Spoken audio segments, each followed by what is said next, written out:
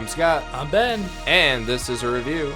On today's episode, which is episode 81, we'll be reviewing Rocko's Modern Life, Static Cling.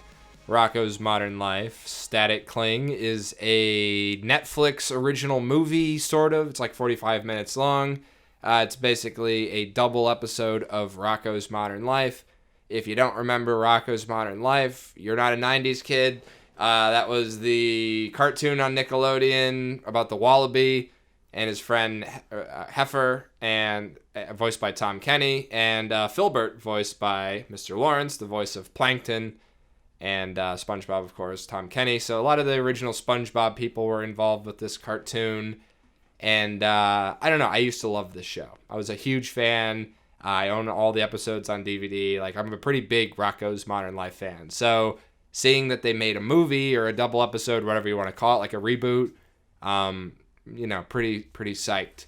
So, Ben, what'd you think about this thing? Well, I'm sort of the opposite side of the coin than you. I was a no cable till I was like, I didn't have access to this during its prime run. So, like, I've seen episodes, like, once I got cable, and like, when they have, like, when you have the Nicktoons channel and shit, like, it would pop on. I always enjoyed it and was pretty into it.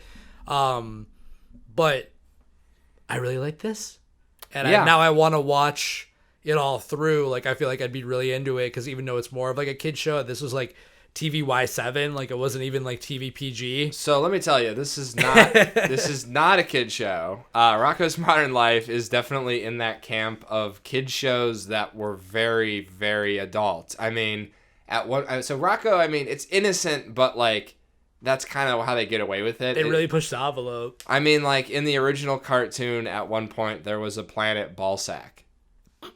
Like, oh my god, they really did push. I mean, like, at one point, this is kind of the famous thing, Rocko was a sex phone operator at one point. Like, they've had lots of very dirty adult jokes in there, and it's also been very politically poignant. Like, and I know a lot of people are talking about this new movie for that reason. Let me just tell you, it has always been that way. It always has been taking jabs at politics and social things like that. So this cartoon, this movie or short, or the comedy special. It's a classic comedy special. Yeah, it's like Channel Chasers with fucking Fairly Odd Parents, right? It's Jimmy Neutron specials, double long episode, but it's one story, right? And they really do retain that original feeling of the old cartoon. Like, it looks the same. All the voice actors are back somehow. I mean, it really did a good job of doing that. But they didn't cut back on the horrible, dirty jokes either. Like, they're still in there. And, it's on Netflix, so they could have pushed it further.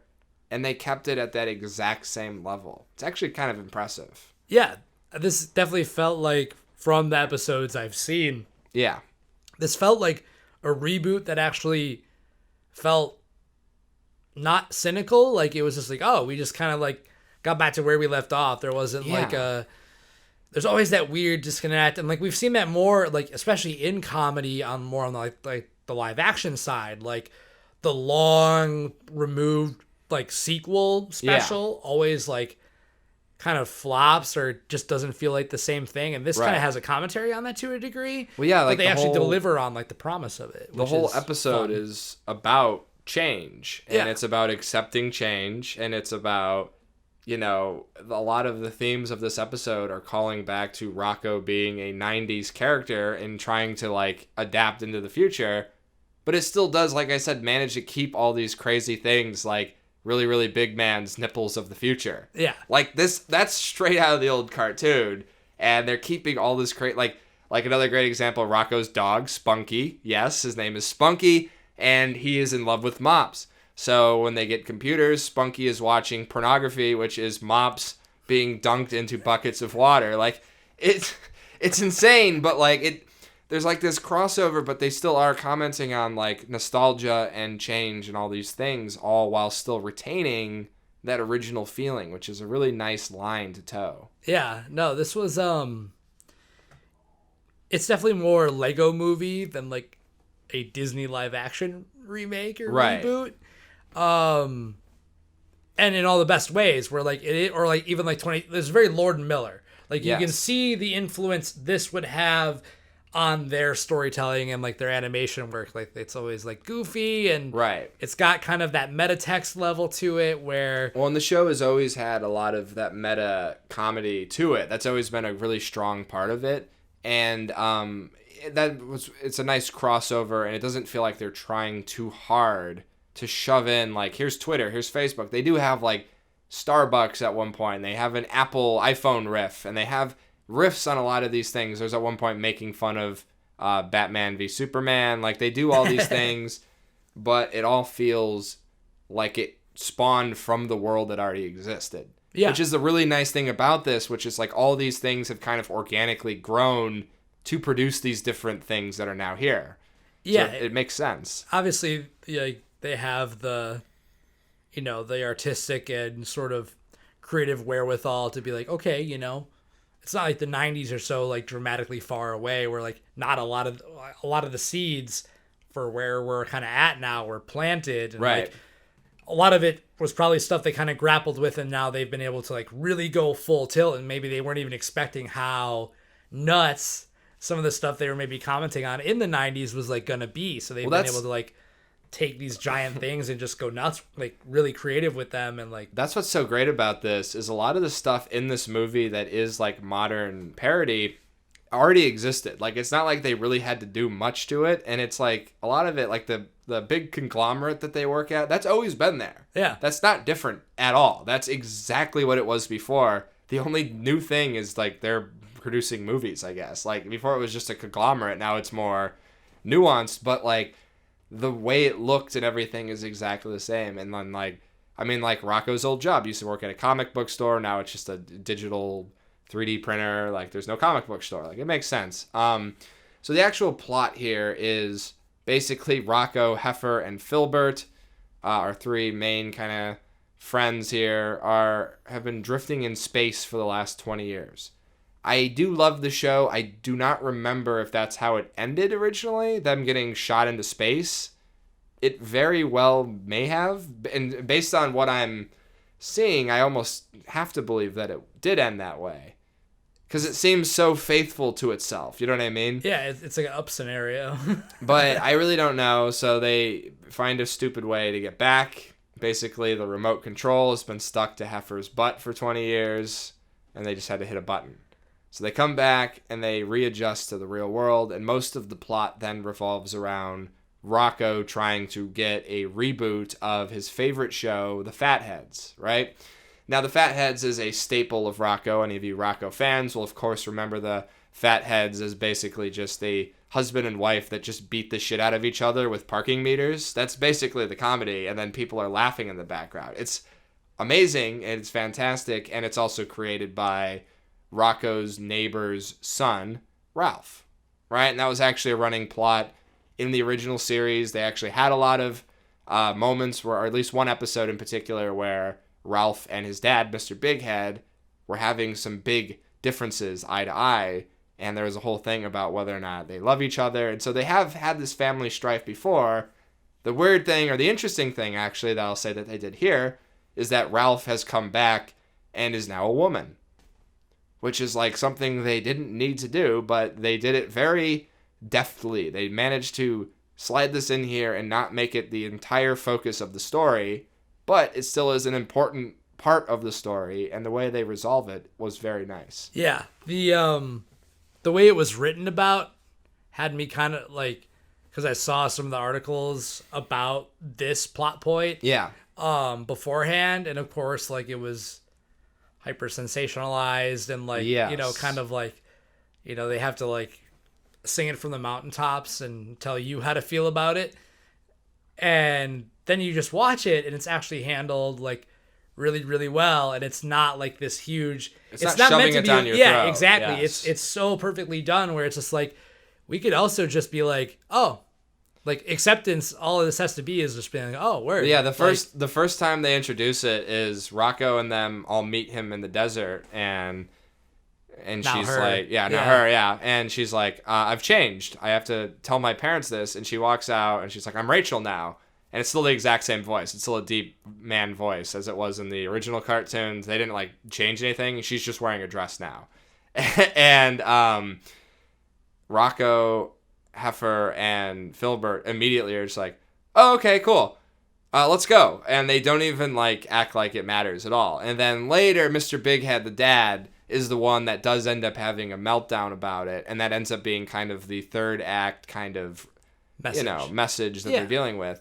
And that's how they kind of bring the whole change thing around. And they weave it in with Rocko not being able to change and let his old cartoon go. And it's a really nice and natural feeling ending to a show like this. And this is how they used to end. They used to have a nice little message a lot of the time that was social commentary or something of that nature, but it was always done in a very funny way, right? Yeah, and like I thought just like, more broadly, this was just a very well done, like a Lego movie, sort of contemporary riff rumination, like in this medium that I think captured the spirit and a lot of like the feelings and overall like tone and sort of mood, like the temperature of the time. Like it definitely had like a great little finger on the pulse air to it, while still being creative and like in this kind of like zany hand drawn spirit of like what I remember from the show, right?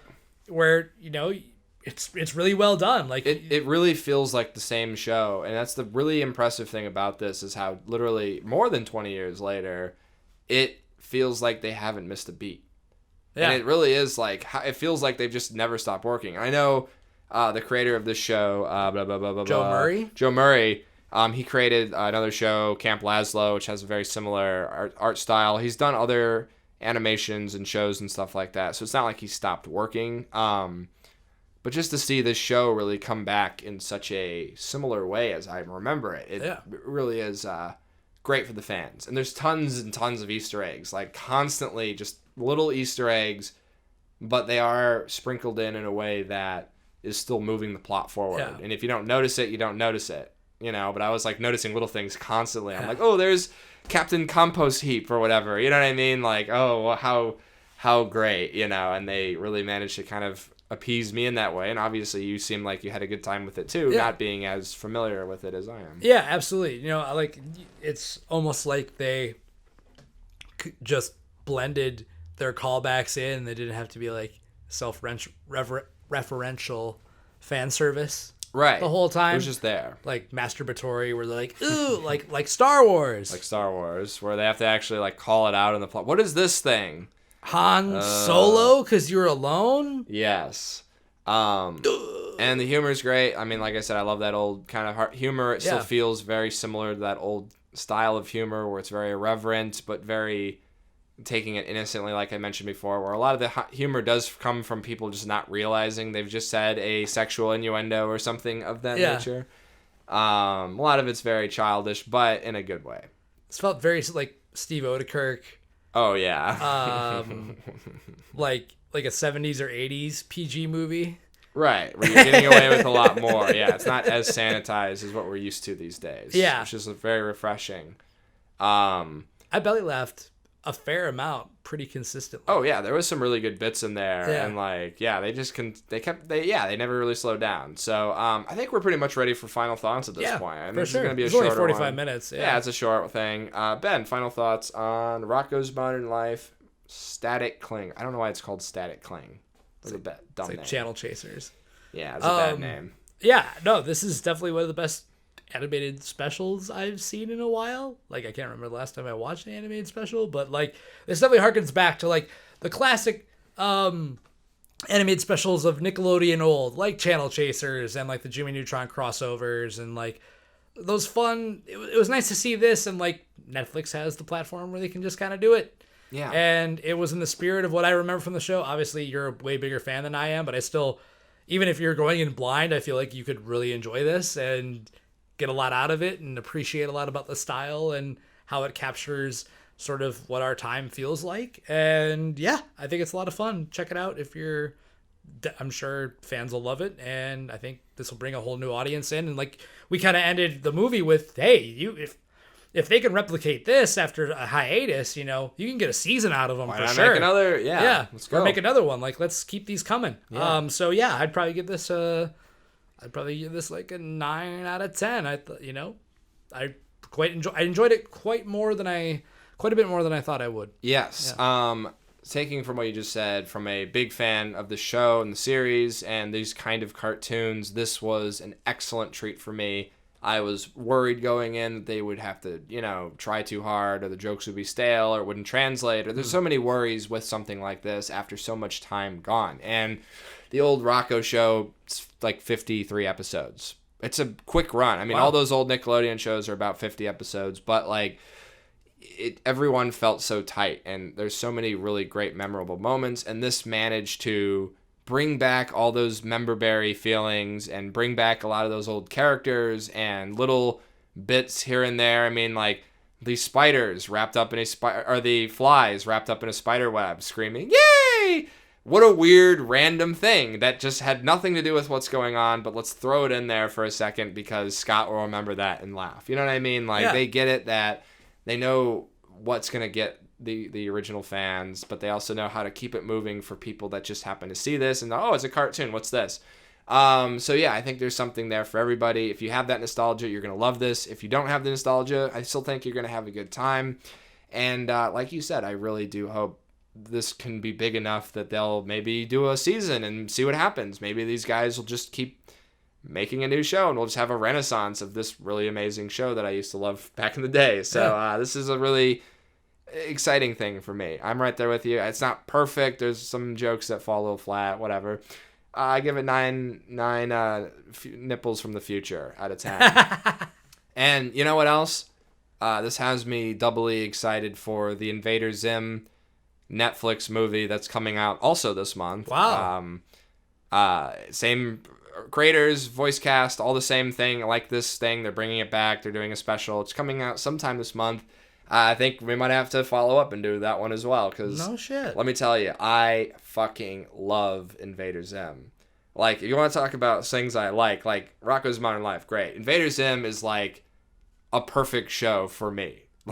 Like, it's the most irreverent, awful, fucked up nightmare ever. And it's so dark and twisted. And I love every single second of it.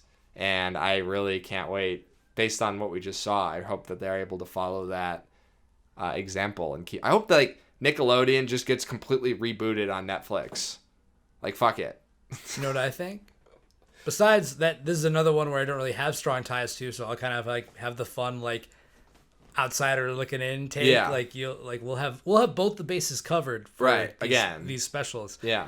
But on that note, I don't think we have much else to say. I don't know what else is coming out. What's next week? Have anything coming out? Are we in like a slow period right now? Yeah, we're kind of in a lull before. Oh well, maybe September starts. Maybe that Invader Zim movie will come out this week, and we can watch that. I don't know. We can go see Scary Stories to Tell in the Dark. Still, we got a few things, on the horizon. Chapter 2 is coming out pretty soon. Chapter 2 is on the horizon, so we got some stuff to look forward to.